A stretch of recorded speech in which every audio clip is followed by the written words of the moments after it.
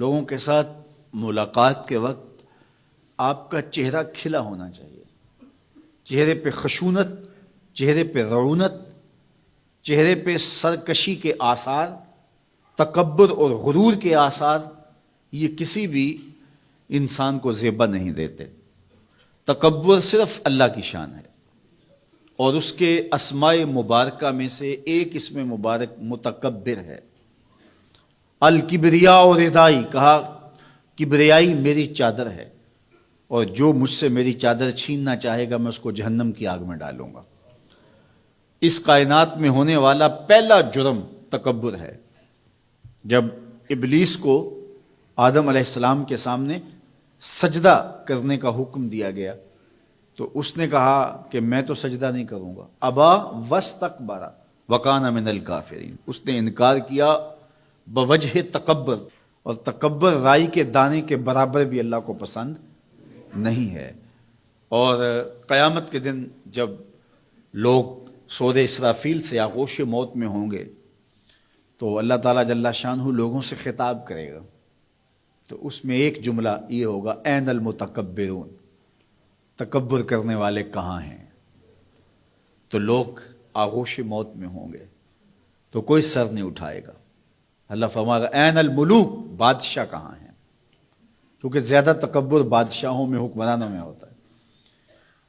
تو اللہ تعالیٰ فرمائے گا انا المتکبر، میں متکبر ہوں، یہ میری شان، انا المالک، میں بادشاہ ہوں۔ تو بادشاہی اسی کو زیبا ہے، تکبر اسی کو زیبا ہے۔ تو نصیحت کرتے ہوئے فرمایا وَلَا تُصَعِّرْ خَدَّكَ لِلنَّاسِ، لوگوں کے سامنے اپنی گردن کو، اپنے چہرے کو، اپنے رخسار کو ٹیڑھا نہ کرنا۔ ابن منظور افریقی نے لسان العرب میں لکھا ہے کہ یہ سعر سے نکلا ہے، اور یہ اونٹ کی ایک بیماری ہے۔ جس طرح بندوں کو لقوہ ہو جاتا ہے، اس کا منہ ٹیڑھا ہو جاتا ہے، تو اونٹ کو ایک بیماری لگتی ہے، تو جب وہ بیماری اس کو لگ جائے تو اس کی گردن ٹیڑھی ہو جاتی۔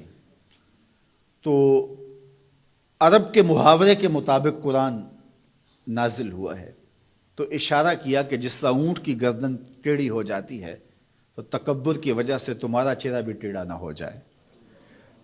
یہ تمہارا چہرہ اچھا نہیں لگتا، اس پہ خشونت، اس کے اوپر غصہ، اس چہرے کے اوپر جو ہے وہ وحشت اچھی نہیں لگتی، اس چہرے کے اوپر تبسم اور مسکراہٹ اچھا لگتا ہے۔ یہ چہرہ ہنستا ہوا گلاب جیسا ہی اچھا لگتا ہے۔ تو اپنے رخسار کو ٹیڑھا نہ کرو، اپنے لہجوں کو خوبصورت بناؤ، آنے والے سے خندہ پیشانی سے ملو، اور لوگوں کے ساتھ تمہارے رویوں کی خوبصورتی تمہارے چہروں سے دکھائی دے۔ علامہ آلوسی کہتے ہیں کہ بعض کا بندہ کسی کے سامنے بچھ ہی جاتا ہے، عجز، عاجزی، انکساری، یہ انسانی وصف ہونے چاہیے، لیکن کسی کے لیے اس طرح انسان بس جھکتا ہی جائے کہ اس کی عزت نفس بھی باقی نہ رہے اور وہ احساس کمتری میں مبتلا ہو جائے، تو یہ بھی انسان کے لائق نہیں ہے۔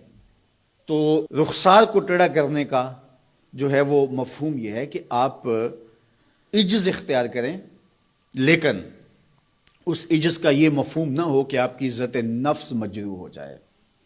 حکام کے سامنے، شہنشاہوں کے سامنے، بادشاہوں کے سامنے کچھ لوگوں کے رویے اس قدر ہوتے ہیں کہ ان کی غلامانہ ذہنیت ان کے عمل سے، ان کے رویوں سے اور ان کے انداز ملاقات سے ٹپکتی ہے۔